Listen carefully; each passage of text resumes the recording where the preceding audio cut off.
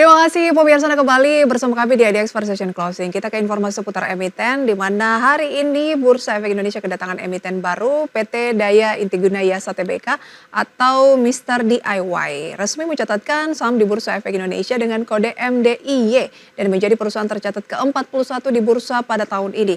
Sebelumnya dalam penawaran umum perdana saham perseroan, Daya Intiguna Yasa mampu memperoleh dana hingga 4,15 triliun rupiah. Perusahaan pengelola jaringan retail Mr. DIY, PT Daya Intiguna Yasa Tbk hari ini resmi mencatatkan saham di Bursa Efek Indonesia setelah menyelesaikan seluruh tahapan dalam penawaran umum perdana saham. Daya Intiguna Yasa pun menjadi emiten ke-41 yang mencatatkan saham di Bursa Efek Indonesia pada tahun 2024 dengan kode MDIY. Namun saham MDIY justru mencatat penurunan signifikan dan menyentuh batas auto reject bawah menuju level 1265. Dengan demikian harga saham MDIY melemah 23,33% dari harga penawaran umum perdana di level 1650 per saham. Dalam proses penawaran umum perdana sebelum mencatatkan saham di Bursa Efek Indonesia, Daya Intiguna Yasa semula melepas 2,51 miliar saham.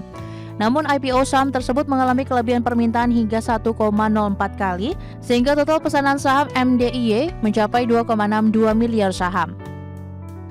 Dengan harga penawaran perdana sebesar 1.650 per saham, maka total perolehan dana IPO PT Daya Intiguna Yasa Tbk mencapai 4,15 triliun rupiah.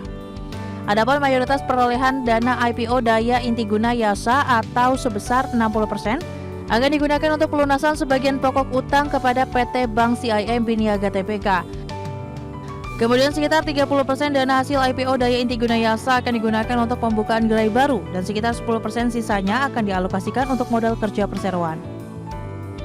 Direktur Utama PT Daya Intiguna Yasa Tbk Edwin Chia mengatakan IPO yang dilakukan oleh perusahaan jaringan retail asal Malaysia ini akan mendukung komitmen perseroan untuk memperkuat posisinya sebagai pemimpin pasar di industri retail alat-alat perlengkapan rumah tangga.